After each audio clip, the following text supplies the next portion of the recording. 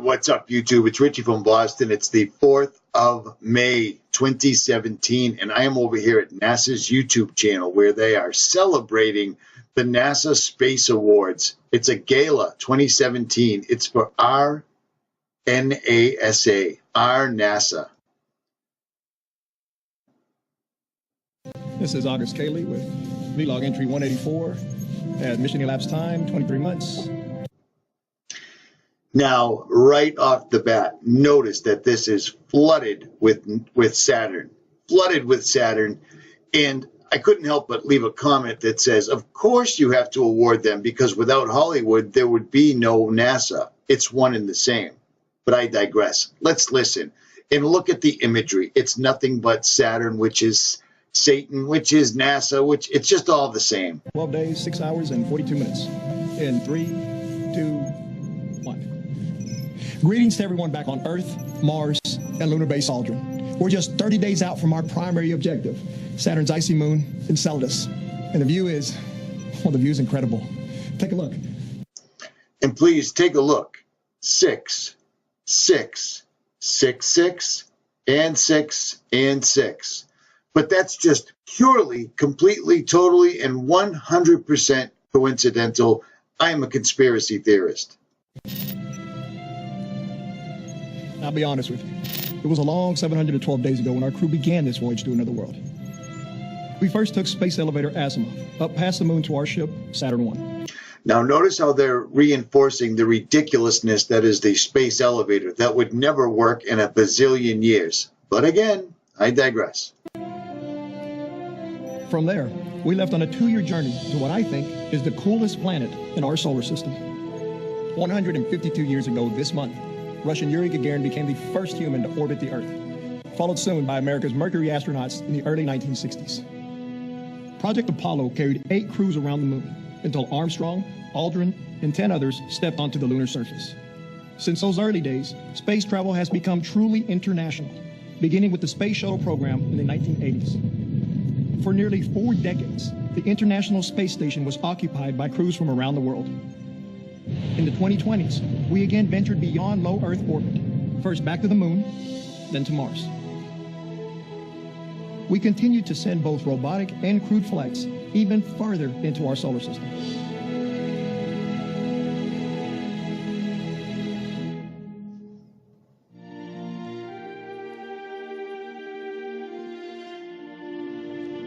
As we wait for the downlink from Enceladus, let's take a look at the gravity assist slingshot that boosted Saturn 1's speed on its Jupiter flyby. By the time you see this, the crew of the Saturn 1 lander Cerner will be making their final descent to the surface of Enceladus. Okay, now let me play this short clip that Russianvids put out earlier. I wanted to leave a comment telling him it was probably one of the best videos I've seen that completely, totally, and 100% exposes NASA, but comments were disabled. At any rate. Several videos regarding so-called astronaut Don Petit, basically the head of mockery when it comes to NASA. I find it very interesting what he says during this interview from a few months back. He basically states the technology to go back to the moon has been destroyed. He'd love to go back in a nanosecond, but that technology does not exist anymore. But then he goes on to talk about going to Mars. Okay, first off, before even showing this video clip with him speaking about, again, this technology, which I find very bizarre, saying it's been destroyed. How was it destroyed? He doesn't go into details how this so-called technology that they used to go to the moon years ago has been destroyed. And why is it this is the first time that we're hearing about this, that suddenly, all of a sudden, that the technology to go back to the moon has been completely destroyed, and yet Russia just announced that they're going to be doing a manned moon landing, and I put a video up about that, and China is allegedly landing things right now, but that technology is completely gone, and we're going straight to Mars, which is completely, utterly, and 100% hostile, not just inhabitable, hostile to human beings, from what they've told us. Now, if you follow me for any length of time, you realize that when I started this channel, I was definitely down with the stars, the moon, the planets, all that other stuff. And I have slowly, over the last 2 years, come to the realization that planets are not something that can be landed on, and that NASA And all these scumbags that work there are nothing but Satanists. And it's encoded in everything they do, say, and show us. And it's very, very simple. A child that wasn't indoctrinated could figure it out. But again, I digress. Russianvids, take it away. Let's take a look first off, again, when it comes to mockery in this video clip. Basically, again, mocking his audience, his followers during this presentation. Take a listen to what he says here. Astronauts are really, really good at making pictures in space that look like you've never left the planet. In fact, it's almost hard-pressed to tell whether you're in space or not in this picture. You know, we've got some fancy backdrops, I guess. Now listen to this. This guy that works for NASA is making statements like this because of channels like ours. So for those that think we're just up here screaming, yelling, hooting, and hollering, and all we care about is monetizing, some of us have given up everything to do this. And these people right here, literally NASA and CERN, I can attest to both of those, have to defend themselves due to us. And now fake news is because of all of us. So yes, it does make a difference, but sadly, it's all going to be over soon. Once again, I digress. What a strange person this is. You know, basically, again, if you follow my channel and see my previous videos on this so-called astronaut Don Petit, of course, none of these men have been in space. They're nothing more than basically actors playing a role on the world stage, making the masses, the millions upon millions of people throughout the world believe they've been in space when they've never been in space at all. The moon in a nanosecond. The problem is we don't have the technology to do that anymore. We used to, but we destroyed that technology, and it's a painful process to build it back again. Now, I follow NASA simply and only to bring this information forth to people that believe this stuff.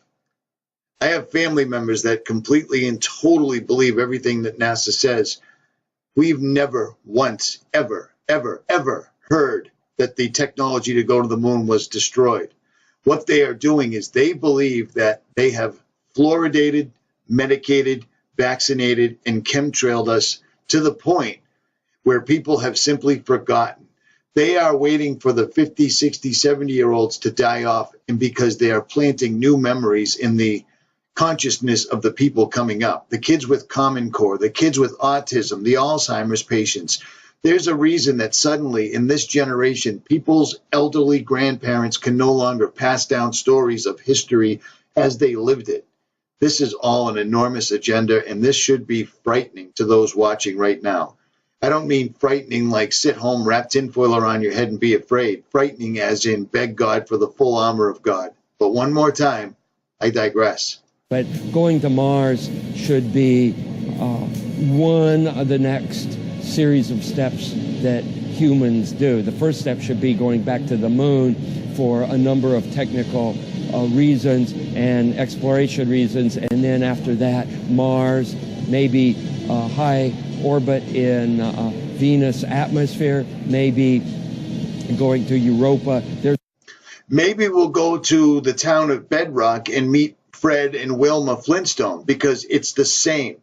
This is totally, ridiculously, unbelievably nonsensical. This is a spokesman. This is an astronaut talking to you, making absolutely and utterly no sense whatsoever.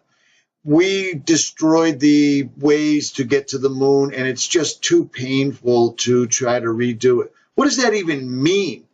It sounds like he broke up with his boyfriend, and it's just too painful to talk about. It's nonsensical gibberish that they're passing off as scientism.